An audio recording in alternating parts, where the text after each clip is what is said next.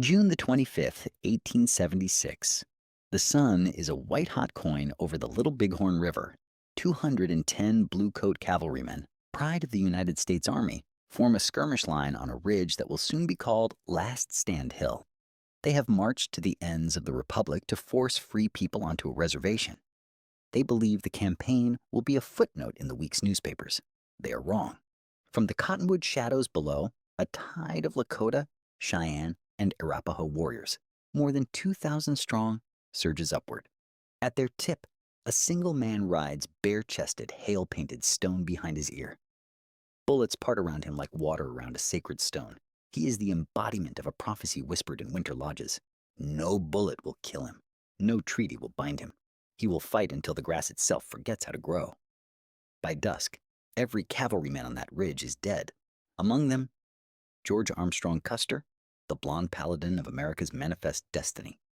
And the man who orchestrated the most stunning native victory in the history of the continent vanishes back into myth, leaving behind only dust, blood, and a name that will echo across the shrinking frontier.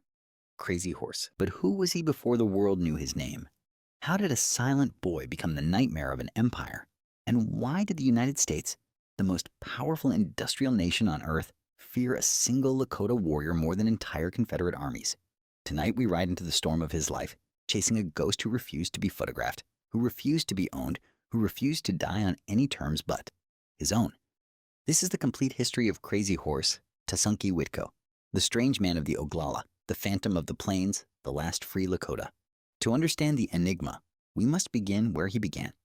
In the shadow of the Black Hills, the Paha Sapa, the axis mundi of the Lakota cosmos, a land so holy that no single tribe could possess it, a cathedral of granite and pine where the spirits spoke through wind and hawk cry.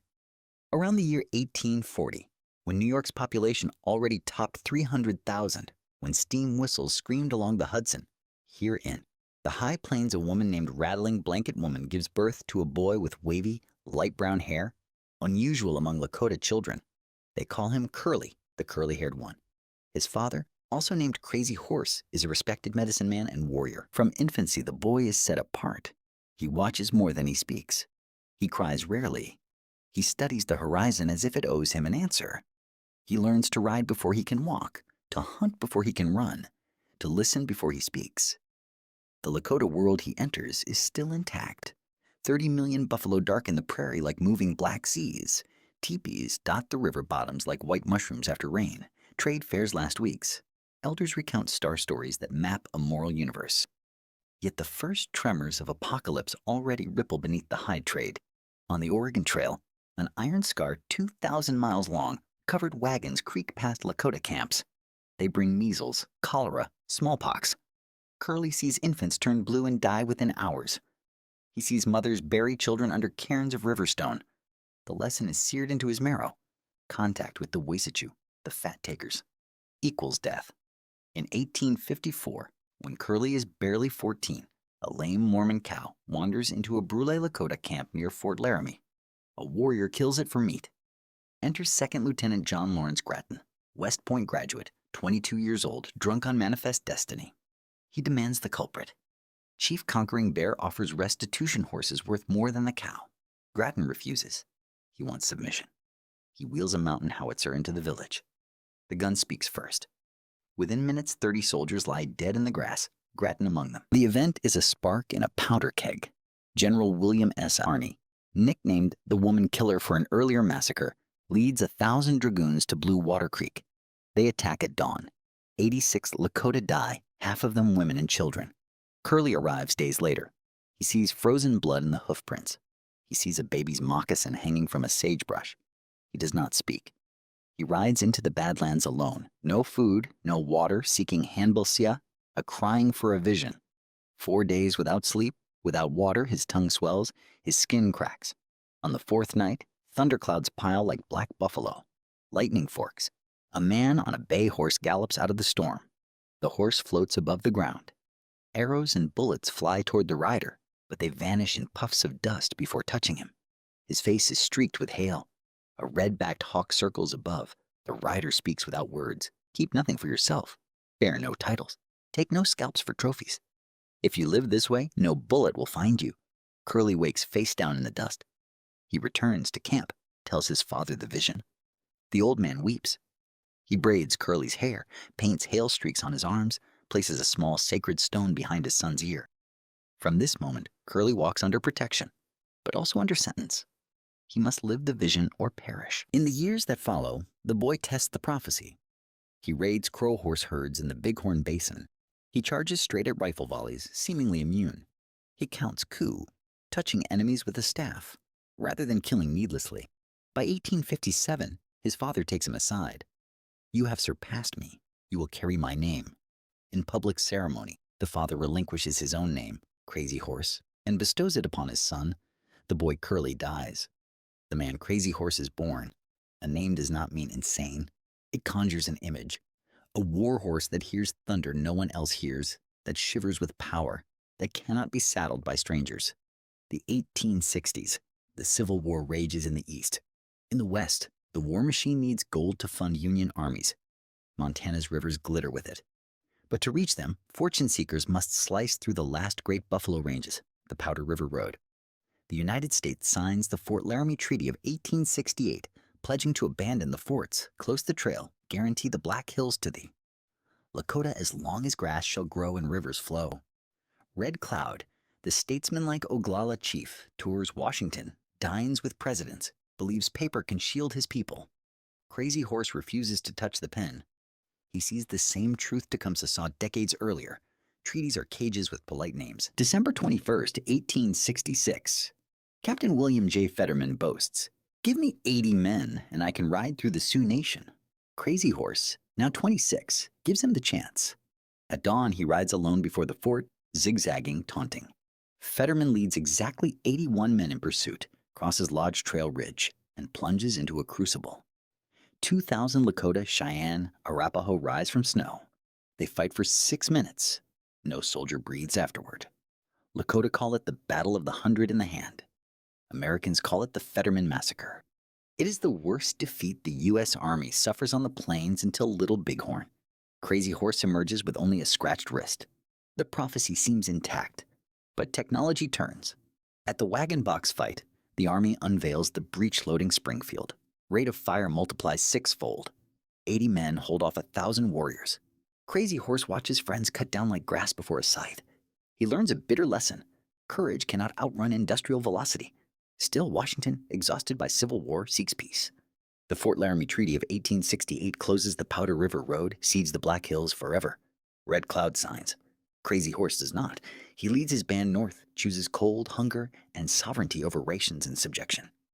He becomes leader of the hostiles, the uncivilized free Lakota. Even thunder dreamers fall in love.